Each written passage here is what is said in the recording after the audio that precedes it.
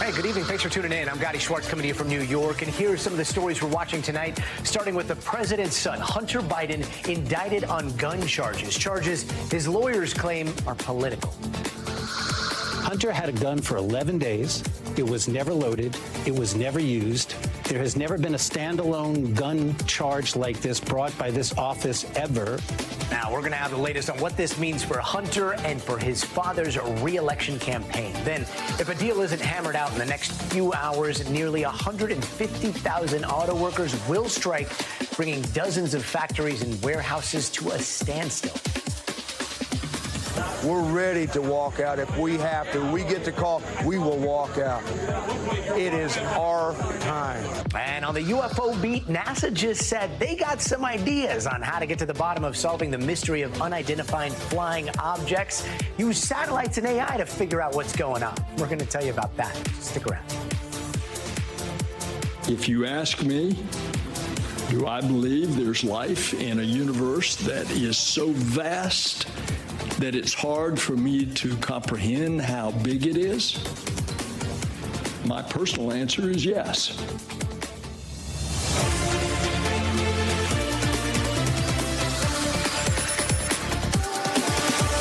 We start tonight with a big indictment, this time of President Joe Biden's son, Hunter Biden. The president's son has been indicted on 3 felony counts, which accuse him of lying about his drug use when buying a gun. Now, this dates back to a gun purchase Hunter made in October of 2018. The indictment says he provided a written statement to an arms dealer at that time, certifying that he was, quote, not an unlawful user of and addicted to any stimulant, narcotic drug, and any other controlled substance, when in fact, as he knew, that statement was false and fictitious.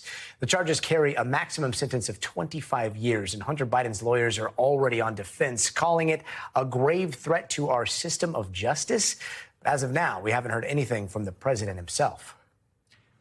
Now let's bring in NBC News Capitol Hill correspondent Ryan Nobles. Ryan, we've been expecting something like this ever since that plea deal fell apart, right? But does this mean that the investigation stops here? Not at all, Gadi, and there's a real possibility that there could be more charges coming down the road. So far, the only thing that the special counsel is dealing with at this current juncture are those gun charges that initially Hunter Biden was going to participate in a diversion program in hopes to avoid.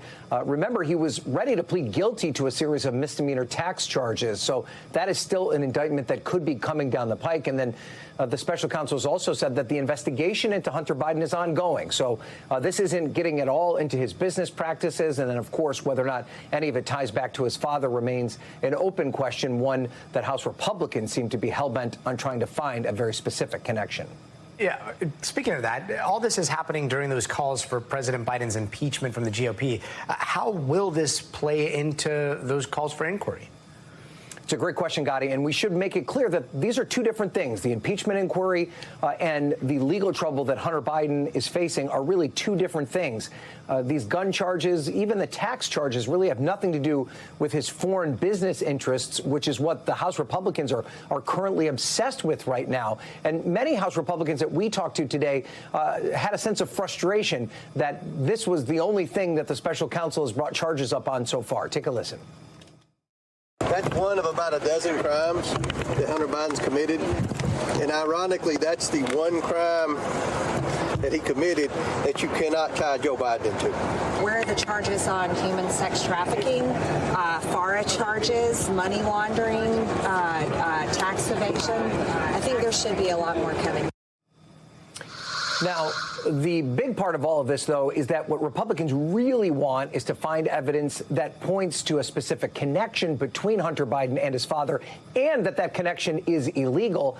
They do not have that evidence quite yet. That's part of why they say they're opening up this inquiry. They say there's smoke. They're looking for fire. At this point, Gadi, they just haven't found it yet. Is the White House commenting, the president? No, they're not commenting at all on Hunter Biden's legal trouble, and that's not a surprise. They have kept an arm's length from anything having to do with Hunter's legal issues. The president fiercely protects his son, who has dealt with a lot. He's dealt with addiction, the loss of his brother, the loss of Joe Biden's other son. He has commented on the impeachment itself, which is a separate matter. Joe Biden saying that he thinks this is just an effort by Republicans to avoid or come up with a reason to shut down the government. At the end of the day, the White House believes that there's no there there with the Republican investigation, but there's no doubt that all of this put together is a big political problem for the president heading into his re-election bid next year. Ryan Nobles, thanks so much. And let's take an even closer look with NBC Now legal analyst Angela Sinandela.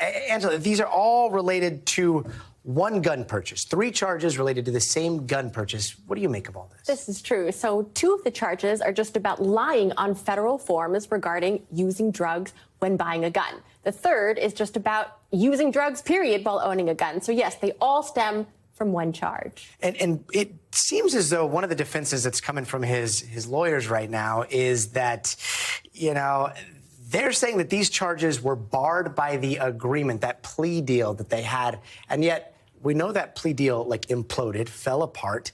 Are they at all beholden to that same plea deal, or what's the argument there? So, Gadi, I think this is technical, but I actually think it's a good argument from Hunter's team. And that's because the plea deal actually had 2 agreements attached. So there was the plea deal, which required the stamp of approval by a judge. And then there was also the diversion agreement, which was attached to the plea agreement, so it's a little confusing. But the diversion agreement was like a contract between the government and Hunter. Both parties signed saying they would not prosecute him so long as he abided by certain rules, like not using alcohol, drugs, not owning a gun, waiving his interest in the gun for 2 years. So according to Hunter Biden's team, that agreement, like a contract, still stands. Wow. And that's wild, because that agreement, the second one, or I guess maybe the first one, that's probably where he signed, I have admitted to doing drugs at this time, and I will not do drugs, and I will abide by this contract, right? Could they use that in this case? If this continues on towards trial, could they say, hey, look, he's admitted to doing drugs on this agreement. We're just going to ignore this agreement when it comes to the rest of the context here? 100%. And that's why defense attorneys never believe or trust prosecutors, because they can technically use anything you have ever said. So they can fully use any statements you'd ever made, even in confidence to them, even if they promise you the whole world and they say, we will drop all charges if you admit to this. So, yeah, he had in writing that he used crack cocaine. Wow. Now, it's really interesting that we didn't see any of the tax evasion stuff combined with this. What does that tell you?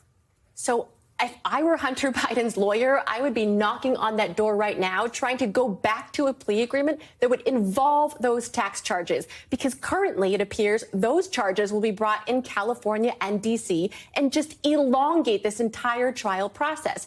So the plea agreement, I believe, fell apart because Hunter didn't want to go to jail at all. So that was what the plea agreement was. He would go to do no jail time and just plead to misdemeanors.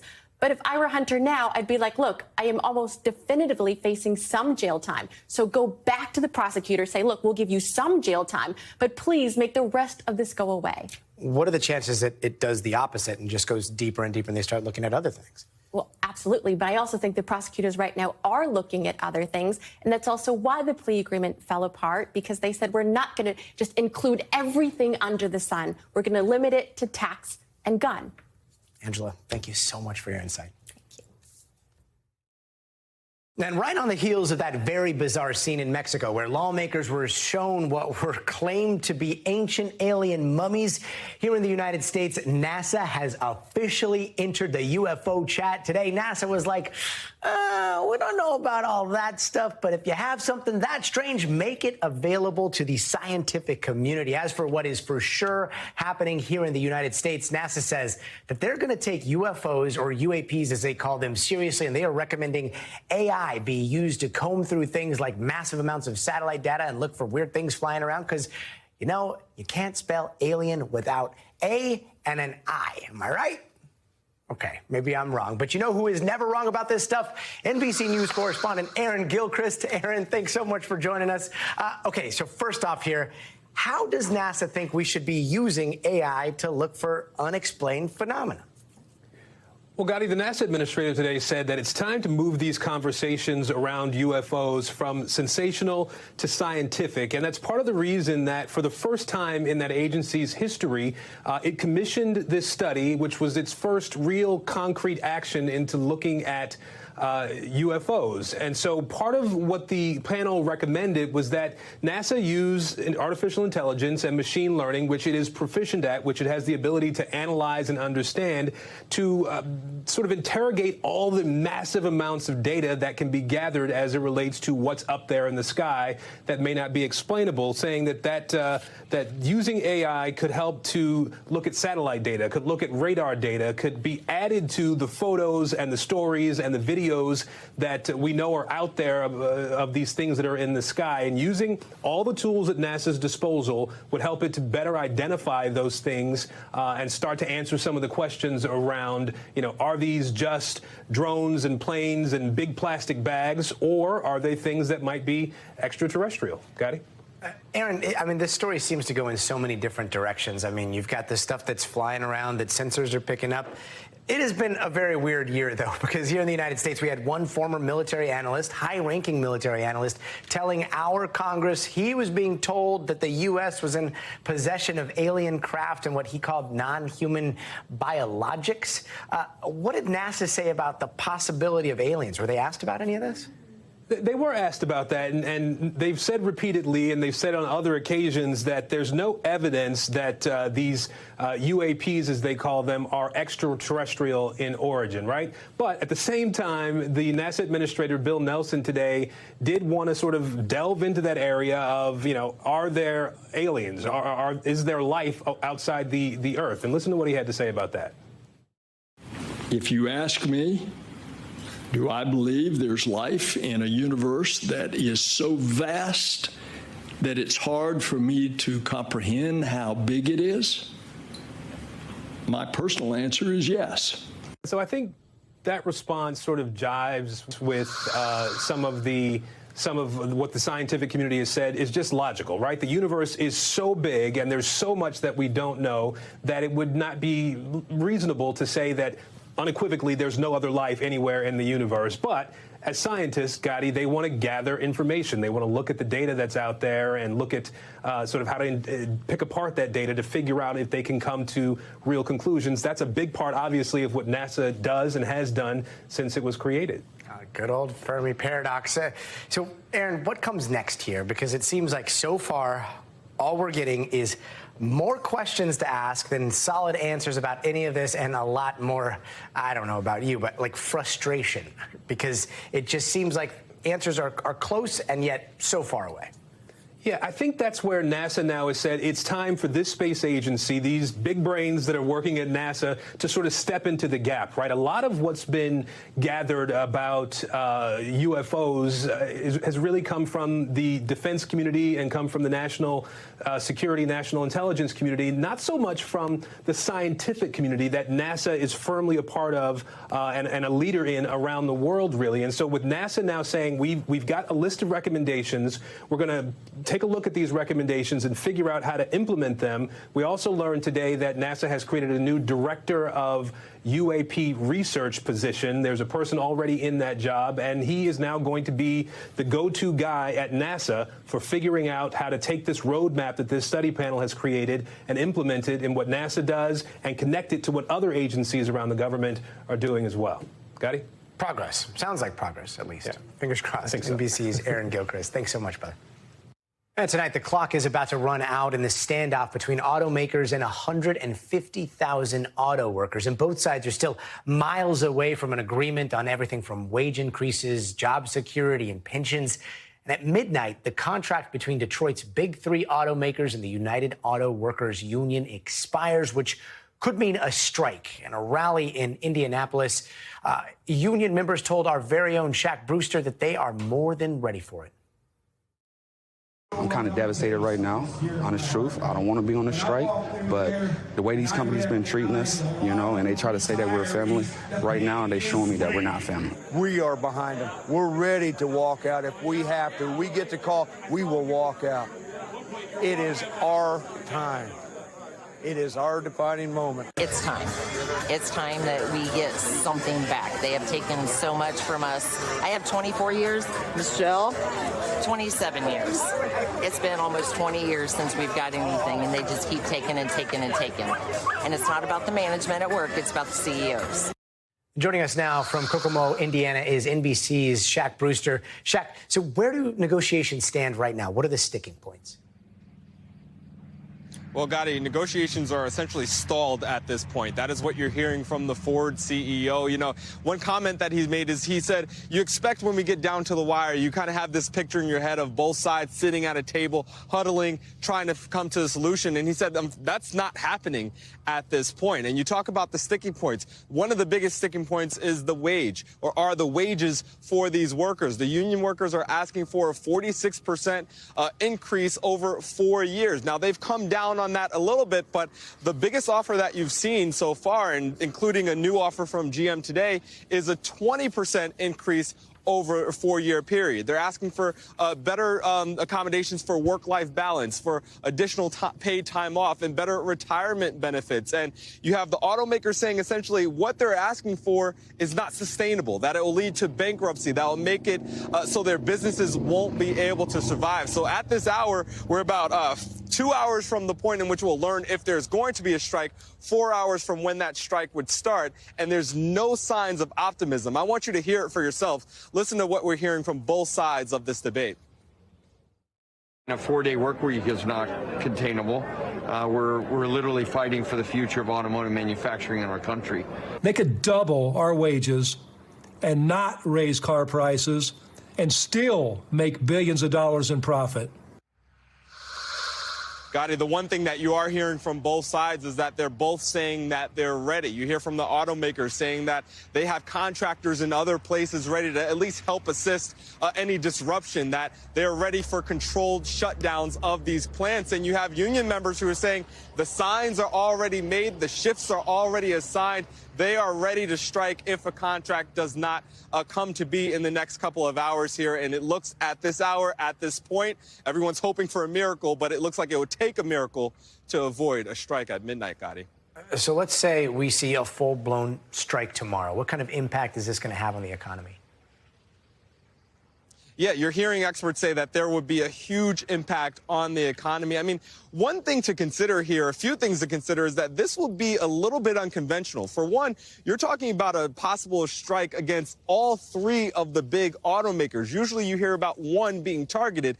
All three could be impacted. But instead of all 146,000 auto workers walking out at once, instead they're having what they're calling a stand-up strike. So they're going to choose individual factories, individual locations where workers are going to walk out from. So some will go to work, some will stay home, but they're being strategic about that. They're choosing plants that are essential. So, for example, here in Kokomo, a town of about 60,000 people where you have 6,000 workers, you have the supply plant that may go home and you may see workers walk out of, but the transmission plant may still be in action. So a lot of developments, a lot of activity we could see over the next couple of days, Gadi. It's going to be a very late night. Shaq Brewster, thanks so much.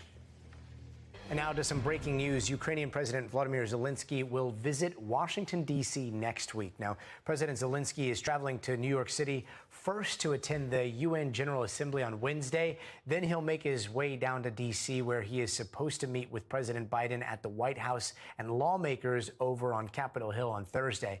Now, the exact details of this trip are still being worked out, and we're going to bring you more on this developing story as we have it.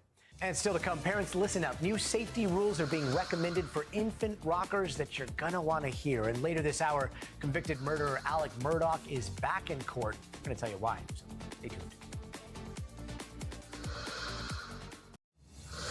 Hey there, welcome back. And here are some of the other headlines we're watching tonight. At least 26 people were hurt after a tent collapsed in Chicago today. Police say at least 5 people were seriously hurt. Now, the tent was being used for an employee appreciation event, and at this point, it is still unclear what caused it to fall. New safety rules are being recommended for baby rockers after they were linked to 11 deaths from 2011 to 2022. The Consumer Product Safety Commission wants to see rockers made firmer and flatter to prevent suffocation. And it looks like at least one of the trials against Donald Trump is getting pushed back. The Georgia election interference trial was set to start next month, but the judge allowed that to be rescheduled. However, the judge will allow 2 of Trump's co-defendants, lawyers Sidney Powell and Kenneth Chesebro, to go to trial together in October. As for Trump and the rest, no new date has been set. Planned Parenthood announced it'll start offering abortions again in Wisconsin next week. This comes after a judge ruled that a law from the 1840s that seemed to ban the procedure actually didn't ban it. Planned Parenthood initially stopped providing abortions in Wisconsin after last year's Dobbs decision. And updated COVID shots started rolling out today. The CDC and FDA signing off on it earlier this week, recommending it for everyone older than 6 months. But Florida Governor Ron DeSantis is pushing back, advising people 65 and under not to get the shot, a move that's getting pushback from the CDC.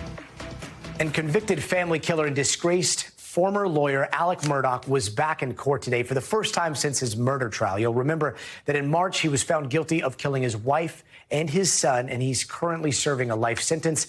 But today, he faced charges for his alleged financial crimes. And when I say charges, I mean 101 of them.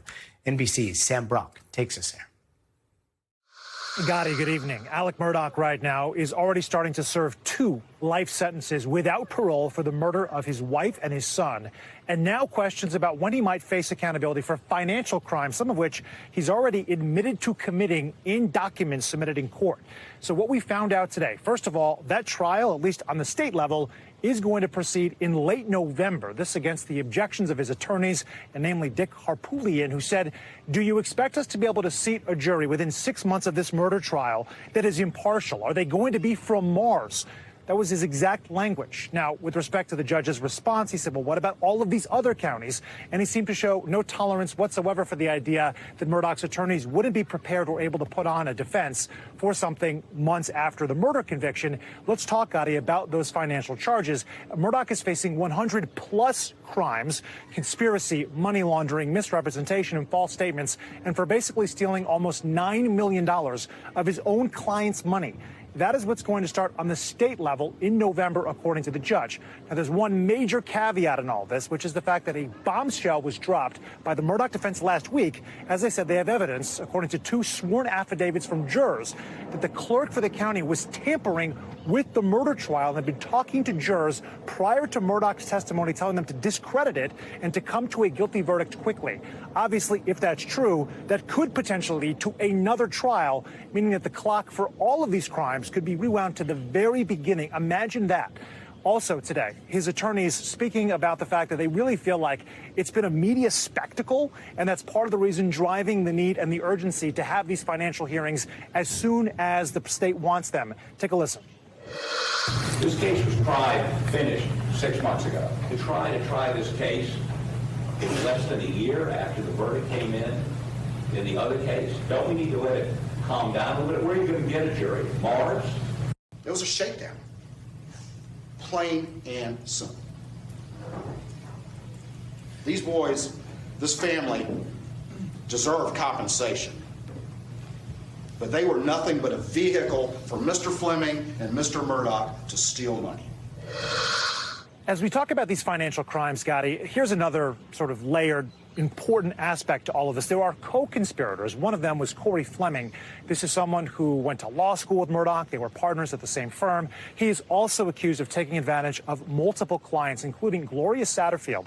She was the housekeeper for the Murdaughs, who died on the property in 2018, and her family was due somewhere in the range of $4 million in insurance payments that they never received a dollar of. What the judge said in this case in sentencing Fleming is that he is going to be seeing a 20-year state sentence on top of his 4-year federal sentence. When the judge in the federal case issued that 4 years, he said that should be enough to cover both the state and federal charges. But the judge in this case, I guess you can say, surprised a lot of people there by implementing a 20-year sentence, which starts concurrently with the 4. So it's 20 full years, citing the fact that this is, in his opinion, the worst crime he has ever seen by an attorney in the state of South Carolina, taking advantage of their own clients, and not just their clients, but a family in the Satterfields, who 2 of the sons face some level of disabilities. They're considered vulnerable adults. That is who Alec Murdaugh and Corey Fleming were stealing from. And that's partly the reason why the judge came down so hard in this case. It's the very latest. Scott, let me send it back to you. NBC's Sam Brock, thanks so much. And coming up, cities across the country are trying to figure out how to handle a whole lot of migrants coming all at once. And Julia Ainsley is here to tell us about all things immigration. But first, you got to see this. A group of Girl Scouts in Texas had an absolutely terrifying encounter with an alligator. Take a look. Okay, this is emergency here. The alligator, it's in the water.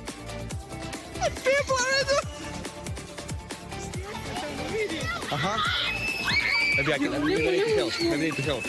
Look how big it is.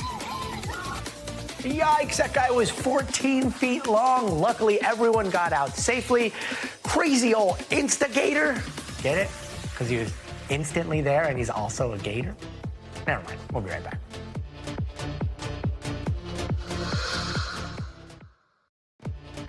Hey, welcome back. And here are some of the stories happening out west that we're following right now in Moreno County, California.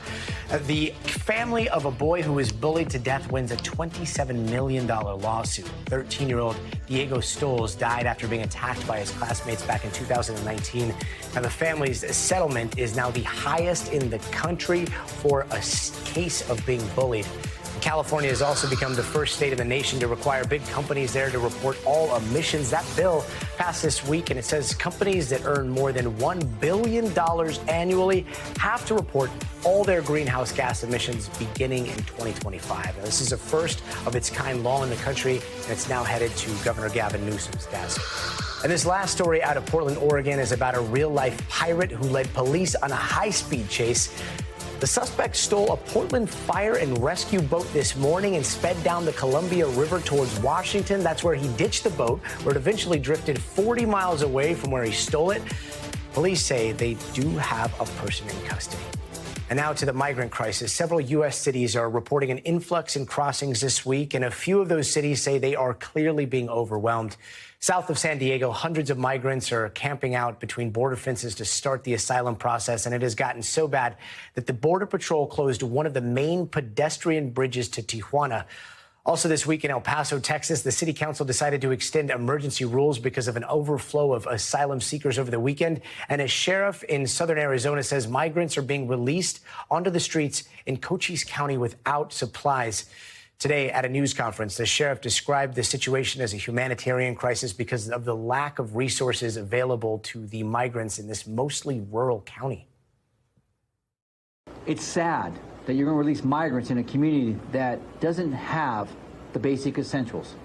For 39 years, I've seen the good, the bad, and the ugly of this border. Right now, I'm seeing the ugly of it. Julia Ainsley is the Homeland Security correspondent for NBC News, and she joins us now.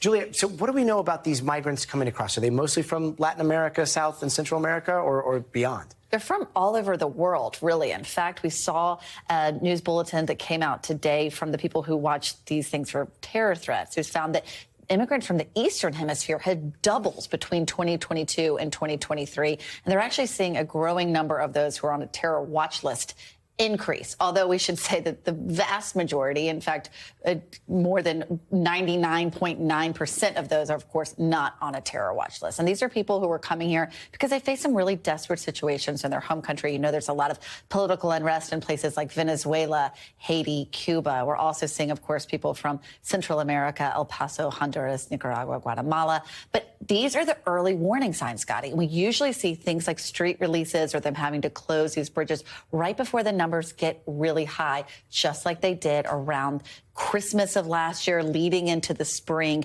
This is what we started to see last fall. And the Biden administration got a gift this fall when they lifted those COVID-19 border restrictions, put in new policies. A lot of people weren't sure about those new policies, and the numbers plummeted. They were at lows, and now they're coming back up, and these are the early warning signs. The thing I'm looking for is how it affects cities like New York that already have 60,000 asylum seekers living here, some of them on the streets, and how it affects families. I was just down in Nogales, Arizona last month, where we saw families who are starting to take incredibly dangerous treks through the desert because they find that other places like in Texas, where you have walls and border buoys, are starting to get too hard to cross. So they're taking incredibly dangerous journeys. So it's those vulnerable populations we're looking for, especially as they start to release migrants on the streets. And Julia, I understand you have some new reporting on how DHS is tracking migrants once they've come across and possibly started the asylum process. Yeah, that's right. In fact, there was an Inspector General report, that's the watchdog inside DHS, that found that over 170,000 migrants were released without the ability to track them. Now, that's bad for DHS because they want to keep an eye on who's in the country. It's also bad for asylum seekers. A lot of the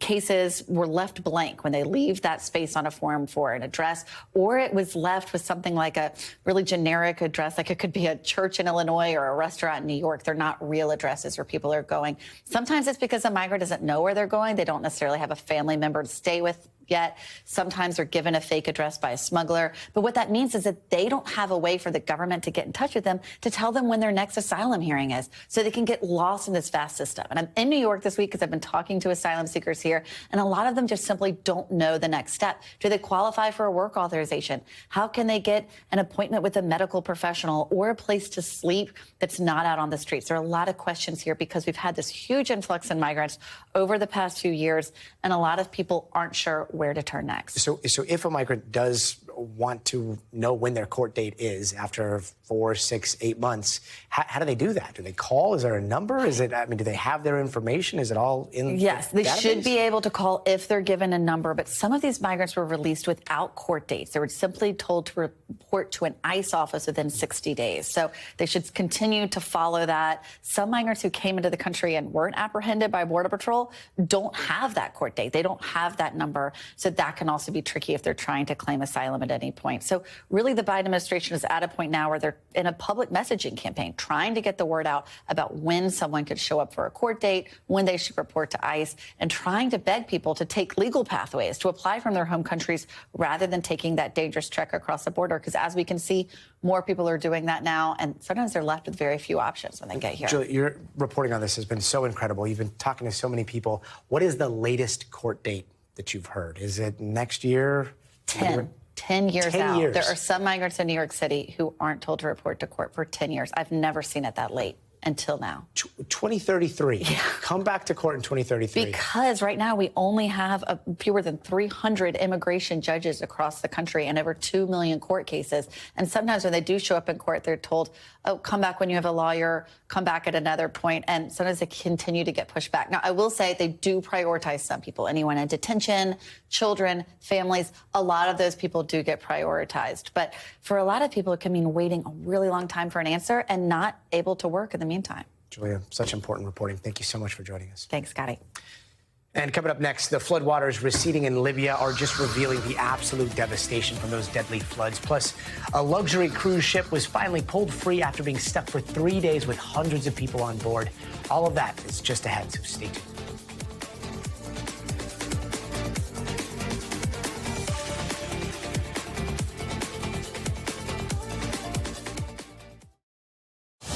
Hey there, welcome back. Let's take a quick look around the world in 80 seconds. Moroccans continue to criticize their government's response to last week's deadly earthquake.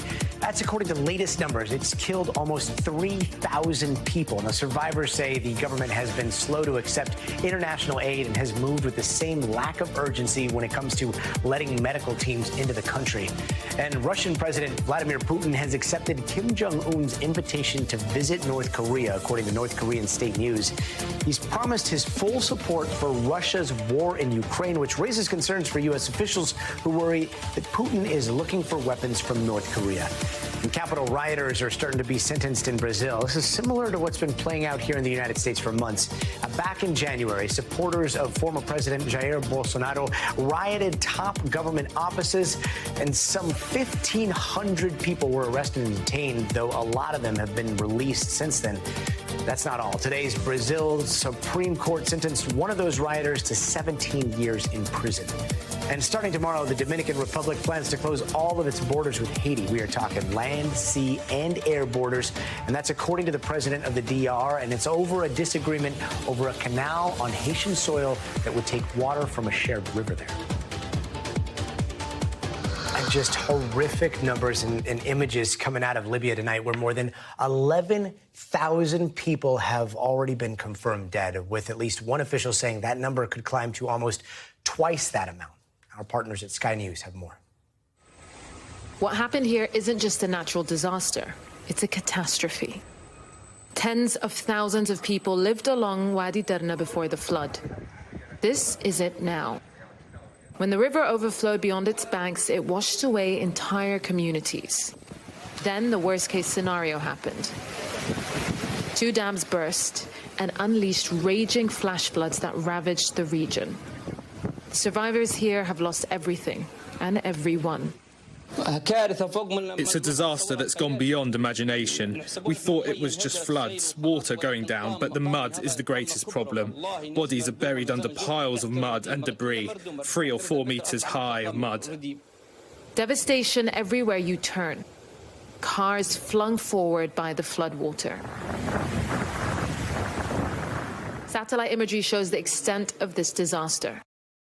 These images are from before Cyclone Daniel hit land. But those taken afterwards reveal the impact. Where there are once homes, nothing now stands. So much here has been destroyed. It was like a reverse tsunami. This drone footage shows the path the wave of floodwater took from the dams as it collapsed buildings before surging into the sea. Those still inside the city say they are cut off, and even basic communication is difficult. Other disasters, the city is split to 2 sides. And to go to the other side yesterday, to drive to my brother's, I took nearly 100 miles to get to to go around, to go to them, which is I can see literally from my eyes to go, but that mountain and that water and that mud is between us now.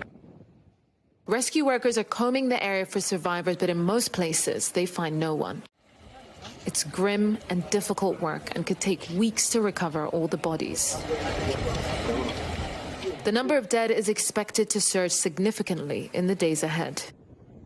In this building, they pull out the body of a young boy from under the rubble. He's wrapped in a blanket. His traumatized father is waiting below. His pain is unfathomable.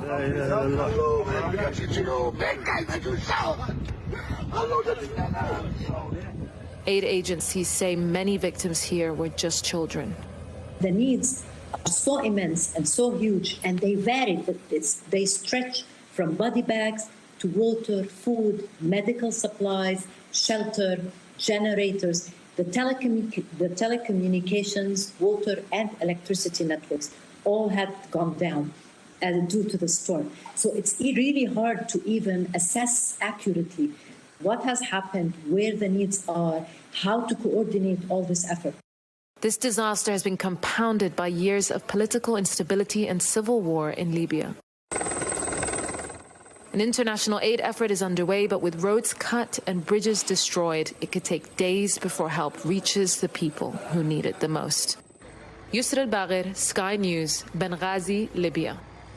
And a luxury cruise experience to see the North's greatest wonders get stuck in the middle of the ocean in Greenland. 3 days later, they have finally been pulled free. Now, that ship ran aground Monday, and several attempts were made to free it.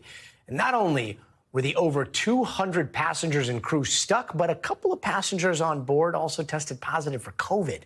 NBC News foreign correspondent Kelly Kobiea tells us how it all went down.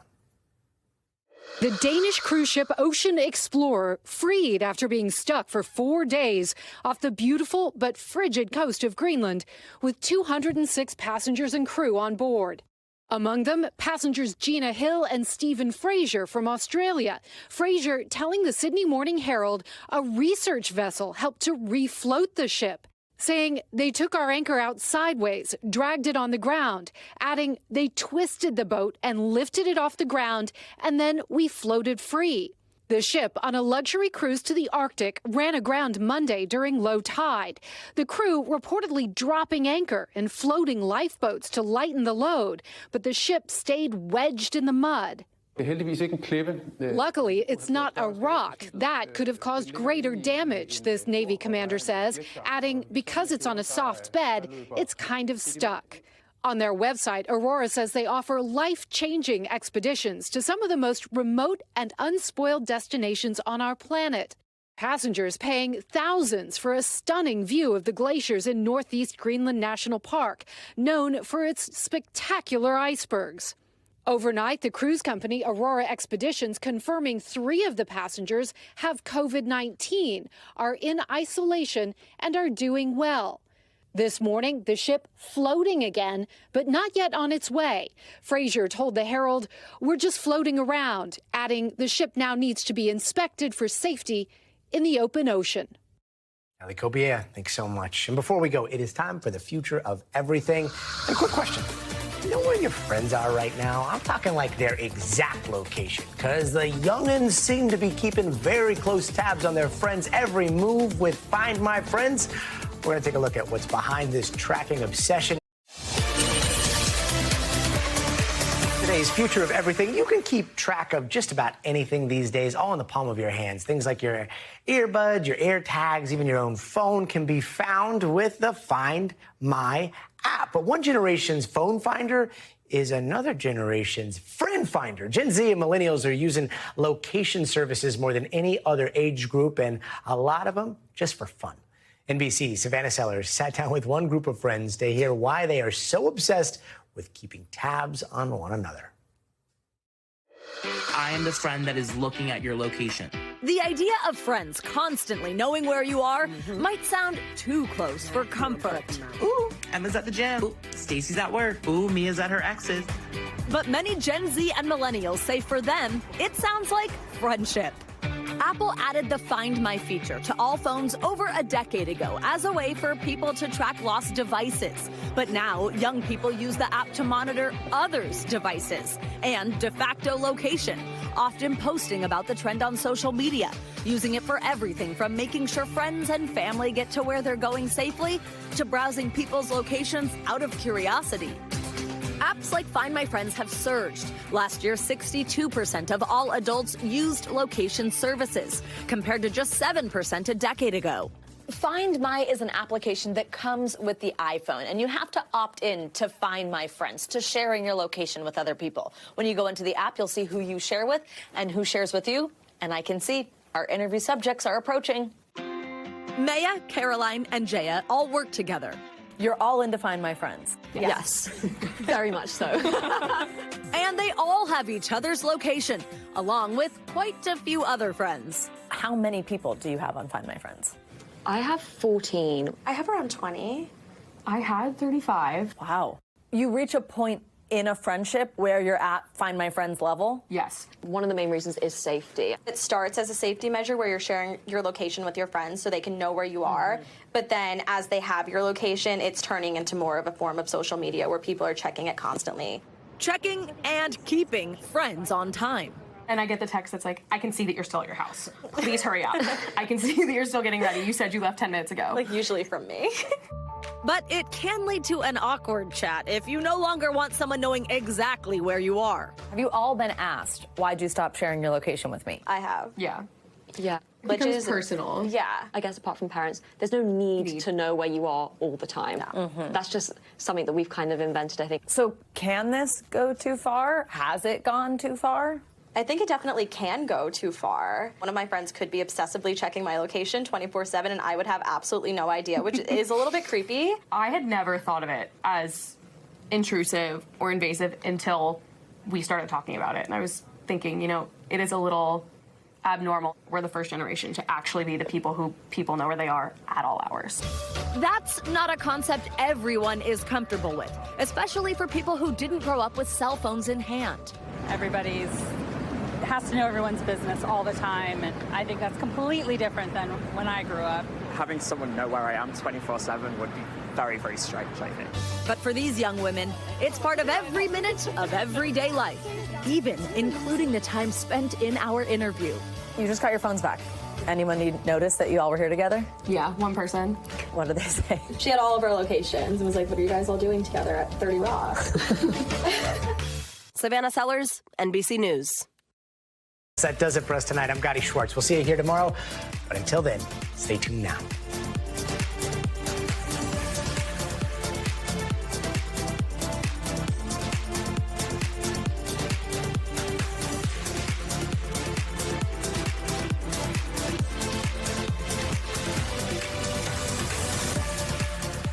Thanks for watching. Stay updated about breaking news and top stories on the NBC News app or follow us on social media.